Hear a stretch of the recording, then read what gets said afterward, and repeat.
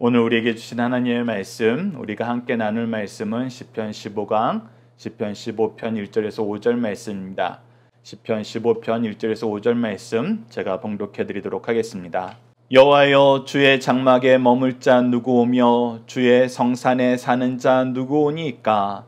정직하게 행하며 공의를 실천하며 그의 마음에 진실을 말하며 그의 혀로 남을 허물하지 아니하고 그의 이웃에게 악을 행하지 아니하며 그의 이웃을 비방하지 아니하며 그의 눈은 망령된 자를 멸시하며 여호와를 두려워하는 자들을 존대하며 그의 마음에 서원한 것은 해로울지라도 변하지 아니하며 이자를 받으려고 돈을 꾸어주지 아니하며 뇌물을 받고 무지한 자를 해하지 아니하는 자니이다. 이런 일을 행하는 자는 영원히 흔들리지 아니하리이다. 아멘. 오늘 본문 말씀을 이웃에게 악과 비방을 행하지 말라라는 제목으로 함께 말씀을 나누도록 하겠습니다. 오늘 본문 말씀을 저희들 크게 두 단락으로 나눠서 보고자 합니다. 첫 번째 단락은 1절에서 3절 말씀으로 바른 예배자가 되기 위해 어떤 삶으로 예배를 준비해야 하나요? 키워드는 정직, 공의, 진실, 허물하지 않음, 악을 행하지 않음, 비방하지 않음입니다. 자, 우리가 지금까지 시편 말씀을 통해서 끊임없이 확인했던 내용 중에 하나가 하나님께서는 어디를 통해서 이 세상에 하나님의 통치를 보이기를 기뻐하시는가 라고 했을 때 그것은 성전이었습니다. 지금 현대로 얘기하면 교회죠. 그리고 이 성전, 교회의 중심은 바로 예배에 있습니다. 정한 시간, 정한 장소, 정한 순서를 따라 마음과 뜻과 정성을 다하여 영과 진리로 하나님께 예배하는 것입니다. 그래서 이 예배의 모든 요소인 말씀, 기도, 찬양에 대해서는 우리가 평상시 삶에서도 실천할 때 정한 시간, 정한 장소, 정한 순서를 따로 정해놓고 구별되어 드리는 것이 굉장히 중요하다. 그것이 우리가 올바르게 훈련하는 방법이다. 그리고 그러한 삶을 살 때 우리가 하나님을 중심에 두고 하나님과 동행하는 삶을 살게 된다. 이 내용을 확인했습니다. 이 내용을 확인한 이후에 우리는 이제 다시 한번 무엇에 주목해야 되냐면 하나님의 통치가 이루어지는 교회에서 그 중심이 된 예배를 우리가 어떻게 드려야 되는가라는 부분에 우리가 잠시 주목을 해봐야 됩니다. 예배는 앞서 얘기한 것처럼 정한 시간, 정한 장소, 정한 순서가 굉장히 중요합니다. 그런데 이 정한 시간, 정한 장소, 정한 순서를 세우기 위해서는 우리에게 반드시 필요한 게 있는데 그것은 준비입니다. 우리가 이 세상에 어떤 일이든 준비하지 않고 하는 일은 실패할 가능성이 크고 그 열매를 충분히 누리지 못할 가능성이 굉장히 높습니다. 그렇기 때문에 준비는 항상 우리에게 중요한 의미를 부여합니다. 더군다나 하나님께 드려지는 예배를 우리가 준비하지 않고 드린다. 그것은 정말 악한 결과로 나아가게 될 가능성이 너무나 높습니다.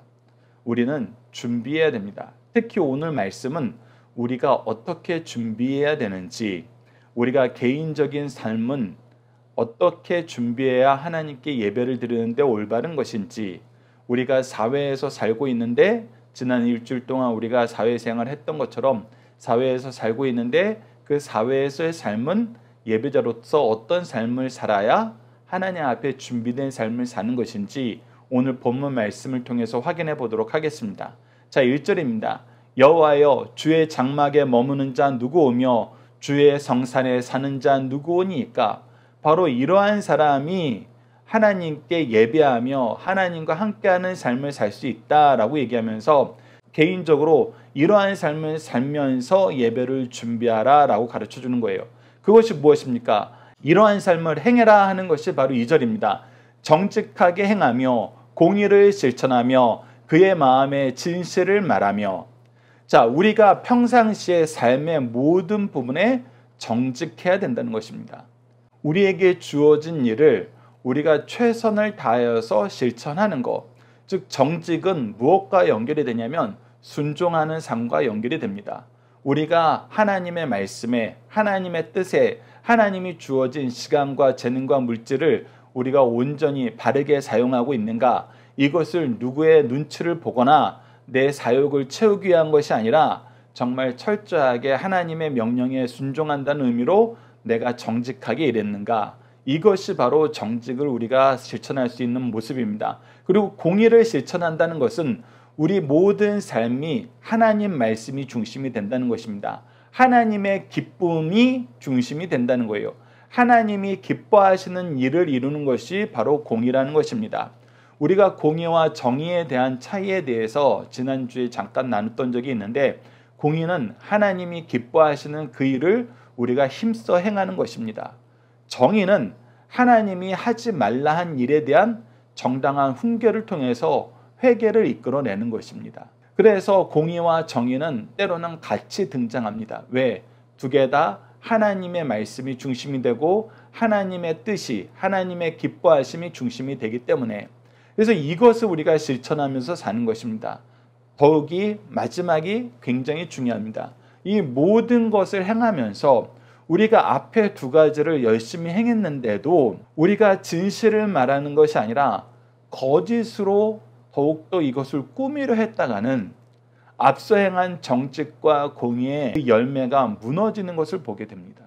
그래서 우리는 진실을 말해야 됩니다. 더 나아가서 우리가 거짓말을 하면서 정직과 공의를 이룰 수는 없습니다. 그래서 진실을 말하는 거, 진실을 이야기하는 게 중요하다는 거 여러분들 꼭 기억해 주시기 바랍니다.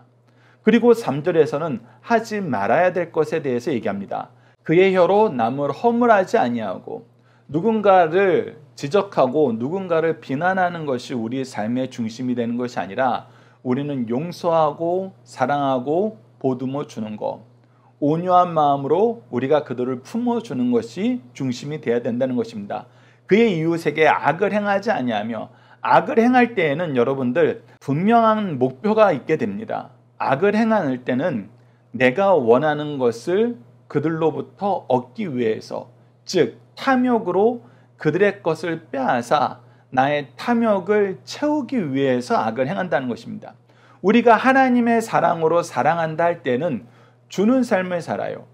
하나님이 우리에게 주신 시간과 재능과 물질을 베푸는 삶을 삽니다. 왜? 이 모든 것을 하나님께서 우리에게 주셨고, 하나님이 그의 일꾼들에게, 성실하고 충성되게 일하는 일꾼들에게는 하나님께서 반드시 그 달란트를 더해 주시기 때문에 우리는 하나님께 공급받은 것으로 그것을 사용하는 삶을 산다는 이 가장 중요한 삶의 질서를 깨닫게 돼요.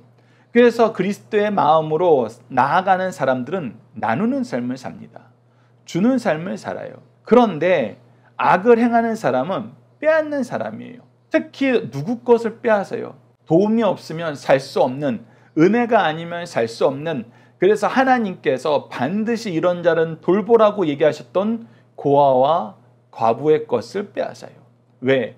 그들의 것을 빼앗는 것이 쉽거든요. 이것이 바로 악을 행하는 자들의 특징입니다. 그리고 마지막으로는 그의 이웃을 비방하지 아니하며, 특히 비방할 때에는 무엇이 같이 비방에 들어가냐면 거짓말이 들어간 비방이 있는 경우가 많습니다. 거짓으로 남을 비방하는 거. 그냥 우리가 허물을 얘기하는 것도 안 된다 그랬는데 도리어 그것을 감싸주고 치료해주고 그것을 보듬어주라 그랬는데, 이 비방하는 자들의 특징은 무엇이냐면 거짓으로 비방한다는 것입니다.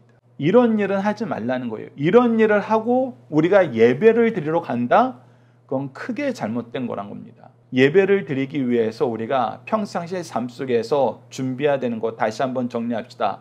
정직하게 행하고 공의를 실천하고 진실을 말하는 삶을 살아야 됩니다. 반대로는 남을 허물하는 일에 몰두하지 말고 오히려 감싸주고, 이웃에게 악을 행하지 말고 선을 베풀고, 그의 이웃을 비방하지 말고 그들에게 진실된 하나님의 말씀을 선포하라는 것입니다. 그들을 높이라는 거예요. 섬기라는 것입니다. 그리스도의 사랑으로 그들을 품어주라는 것이에요. 그것이 바로 우리가 예배를 준비하는 삶의 모습이란 것입니다.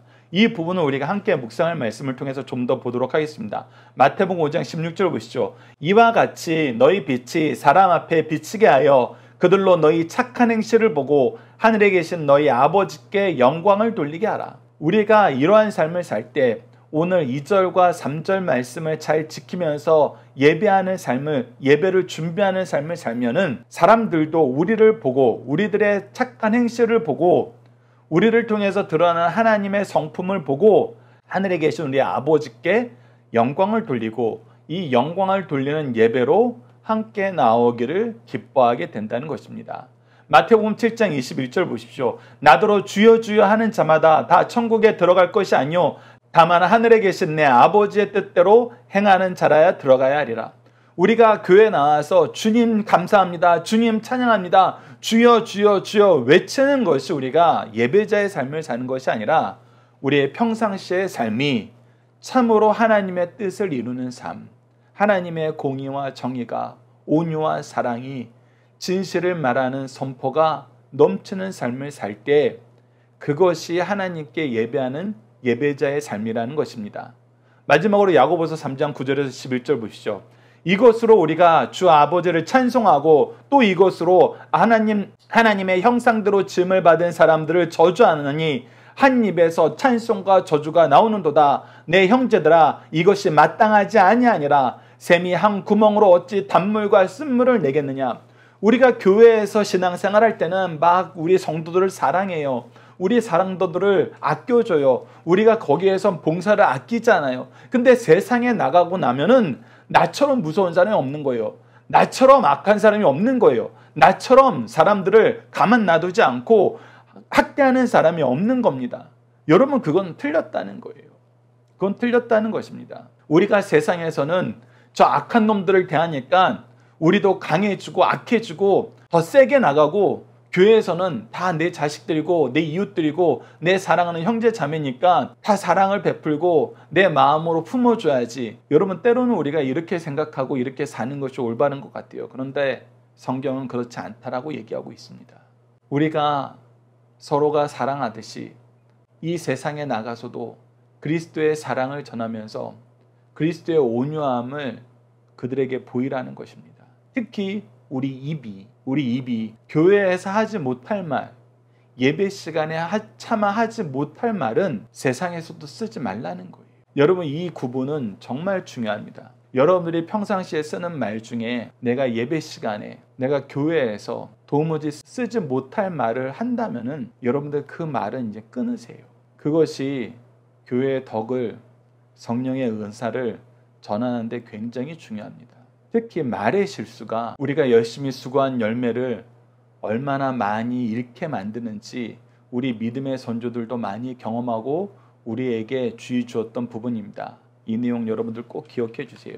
자, 두 번째 단락은 4절에서 5절입니다. 참된 예배자가 보여주는 삶의 모범은 무엇입니까? 키워드는 망령된 자, 여호와 경외, 서원, 이자, 뇌물, 무지한 자입니다. 자, 4절 말씀 보시죠. 우리의 삶의 기준은 그의 눈을 망령된 자들을 멸시하며 여호와를 두려워하는 자들을 존대하며 그의 마음에 서원한 것은 해로울지라도 변하지 아니하며. 자, 앞서 얘기하는데 비방하지 말라, 허물하지 말라라는 것과 오늘 4절 말씀에서 망령된 자를 멸시하란 말이 때로는 우리가 혼합되어서 같이 쓰이게 되는 경우가 있어요. 그런데 이것은 그렇지 않습니다. 오늘 본문 말씀은 분명히 두 가지 구분이 있는데 망령된 자들이 있고 여호와를 두려워하는 자들이 있어요. 이 두 그룹을 대할 때 우리가 변화하지 않는 태도가 있다는 것입니다. 이 얘기는 무엇이냐면 우리가 망령된 자들, 하나님을 비방하는 자들, 이 세상 물질로 우리를 압박하는 자들에 대해서 우리가 때로는 이 사람들 비율을 맞춰주고 이 사람들이 잘못한 거 괜찮다고 얘기해 주면서 이 사람들의 악을 오히려 변호하면서 이들과 짝하고 싶은 유혹을 우리가 항상 얻게 돼요. 왜? 이들이 힘 있는 자들이고 이들의 도움이 있으면은 우리가 신앙생활 하는데 교회를 부흥시키는데 우리 삶이 풍요해지는데 더 좋을 수 있거든요. 그러나 그러지 말라는 것입니다. 동시에 우리가 교회 안에서는 아끼고 사랑하지만 세상에 나가서는 이 정도는 저 사람이 이해해 줄 수 있어 그러면서 때로는 이 사람들을 무시하고 멸시하는 경우가 있어요. 때로는 무시 멸시까지는 안 가더라도 외면하는 경우가 있다는 것입니다. 그런데 그러지 말고 우리는 일괄된 모습을 보이라는 거예요. 하나님을 떠나고 하나님이 없다 하고 하나님을 비방하는 이런 망령된 자들에 대해서는 우리가 그것은 틀렸다라고, 그것은 잘못된 것이라고 분명한 태도를 취하라는 것입니다. 동시에 여호와를 두려워하는 자들은 존대하면서 그들이 이 세상에서 어려움을 겪게 될 때 우리가 하나님의 은혜의 통로가 되어서, 축복의 통로가 되어서 그들이 비빌 언덕이 되주라는 거예요. 그것이 하나님께 먼저 은혜 받은 사람들의 삶의 모습이라는 것입니다. 그래서 우리는 이런 모습을 상황에 따라서 변경시키지 말라는 거예요. 특히 예배를 준비하는 그룹에 소속되신 분들, 교회에서 설교를 하시거나 기도를 하시거나 사회를 하시거나 안내를 하시거나 봉사를 하시는 분들, 여러분들이 이런 부분에 일괄된 기준을 지키지 아니하면 여러분들의 자녀들이, 여러분들의 이웃들이 우리를 위선적이라고 보고 도대체 어떻게 사는 것이 그리스도인의 삶인지 도무지 깨닫지 못하게 되는 경우가 있어요. 그러니 여러분들 이 부분에 대해서 일괄된 태도를 취하라는 말씀이 4절 말씀이라는 걸 기억하시고, 그리고 중요한 것은 그의 마음에 서운한 것은 해로울지라도 변하지 아니하며, 우리가 서운한 것은 반드시 지키고 우선적으로 지키란 말입니다. 우리가 사회생활할 때 이것이 왜 중요하냐면 우리의 삶의 중심이 하나님이 계시는 걸 세상 사람들한테 보여주라는 거예요. 우리가 주말에 무슨 일을 하고 어디 놀러 가고 무슨 미팅을 합시다 할 때 우리 교회 다니는 사람들은 주로 뭐라고 얘기합니까? 저희들은 토요일부터 예배를 준비해야 돼서 예배를 준비하는 그룹에 들어가 있기 때문에 저희들은 토요일부터는 신앙생활 중심으로 삶을 삽니다. 교회를 중심으로 삶을 삽니다. 그리고 저희들은 주일날은 여러분들에게 갈 수 없는 경우가 굉장히 많기 때문에 여러분들이 그것을 염두에 두어서 우리 친척분들 결혼할 때에도 주일보다는 되도록이면 토요일로 좀 앞당겨 주시고 저희들을 배려해 주신다면은 여러분들이 되도록이면은 주일을 피해서 좀 잡아 주십시오. 우리 삶의 중심이 하나님이 계신다는 것을, 하나님이 세우신 질서, 하나님과의 약속이 중심에 있다는 것을 세상 사람들에게 보여줄 수 있어야 된다는 것입니다. 그리고 나서 우리가 사회적인 질서 안에서 지켜야 되는 것, 5절입니다. 이자를 받으려고 돈을 꾸어주지 아니하며, 자, 이것은 하긴 하되 잘못된 방식으로 하지 말라는 거예요. 자, 돈을 꾸어주는 것은 우리에게 필요한 일이에요. 때로는 우리의 물질적인 도움이 필요한 사람이 있어요. 그런 사람들에게 우리가 빌려줘야 돼요. 그런데 이 빌려주는 목적이 그들을 돕기 위한 것이 아니라 내가 금전적인 이익을 바래서 이자를 바라보고 돈을 빌려주는 것, 즉 상행위를 하기 위해서 내가 돈을 누군가에게 제공하는 것은 우리는 피해야 된다는 것입니다. 물질을 돕는 데 쓰지 않고 내가 무엇인가 이득을 얻는 데 쓰는 것은, 이것은 우리가 이 돈의 노예가 될 가능성이 굉장히 높다는 거예요. 특히 교회 안에서는 이러한 것을 우리가 굉장히 조심해야 됩니다.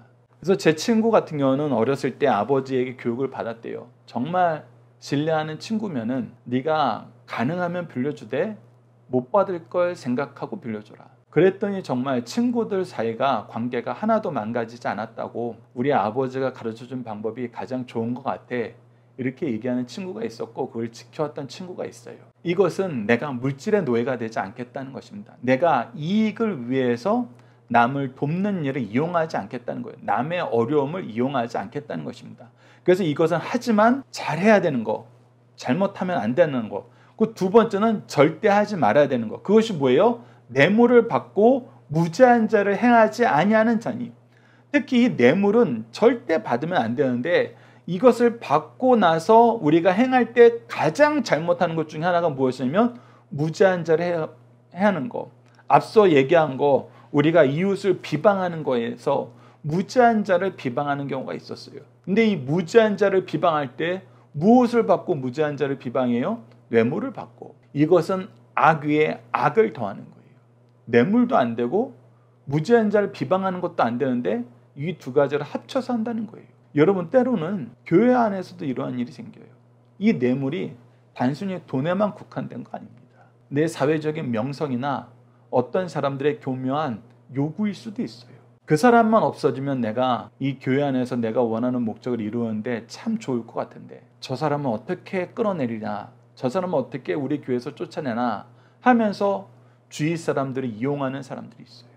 그래서 여러분들 절대 이 두 가지는 아예 허용을 하지 마십시오. 뇌물, 그것이 물질이 아니라 어떤 명성이나 어떤 편의를 제공하는 것도 여러분 받아들이지 마시고, 특히 무지한 자를 해하는 일은 여러분들이 절대 동참하셔서는 안 됩니다. 이런 일을 하고 내가 교회 가서 회개하면 되지 라고 생각하는 거 여러분들 너무나 큰 악이에요. 그건 하나님의 자녀답게 사는 것이 아닙니다. 우리가 신앙생활 하면서 가장 크게 착각하는 것 중에 하나가 이 부분입니다. 내가 일주일 동안은 죄를 져도 주일날 하나님께 회개하면 되겠지. 여러분, 이거는 정말 어린아이면서 정말 철부지 같은 신앙인 거예요. 여러분은 이것은 정말 앞뒤 분간하지 못하는 무지하고 어리석으면서 철없는 행동이라는 것입니다. 그리스도인의 삶은 내가 일주일 동안 죄 진 거 주일날 가서 회개하고 용서받는 삶으로 하나님께서 멈추게 하지 않으세요. 그것은 정말 천박하면서 뭘 모르는 삶입니다. 그리스도인의 삶은 죄를 이기는 삶이에요. 승리하는 삶이에요. 패배하고 위로받는 삶이 아니라 승리하고 감사하는 삶이에요. 특히 이 승리의 내용이 무엇입니까? 바로 죄를 이기는 거예요. 하나님이 안 된다 하는 것을 우리가 하지 않게 하시는 하나님의 은혜를 경험하면서 감격하면서 감사하는 삶이 그리스도인들의 삶이에요. 그 감사의 제목, 그 승리의 제목을 가지고 나와서 예배하는 것이 바로 예배자의 삶이에요. 여러분들 어느 때까지 패배자로서의 삶을 사시겠습니까? 승리하는 삶을 삽시다. 예배도 패배자로 나아가는 삶을 살지 말고 승리하는 자로 감사와 찬양으로 나아가는 삶을 삽시다. 원래 하나님께서 교회를 통해서 우리에게 복 주시고 세상에 나가라 하실 때에는 야, 너희들 패배하는 거 걱정하지 마, 내가 뒤에서 붙잡아 줄게, 다 용서해 줄게, 이렇게 보내시는 것이 아니라 나가서 세상을 이기라고 보내시는 거예요. 죄악 세상을 무찌르라고 보시는 거예요. 죄악 세상에서 너희들이 하나님의 능력을 경험하라고 보내시는 것입니다.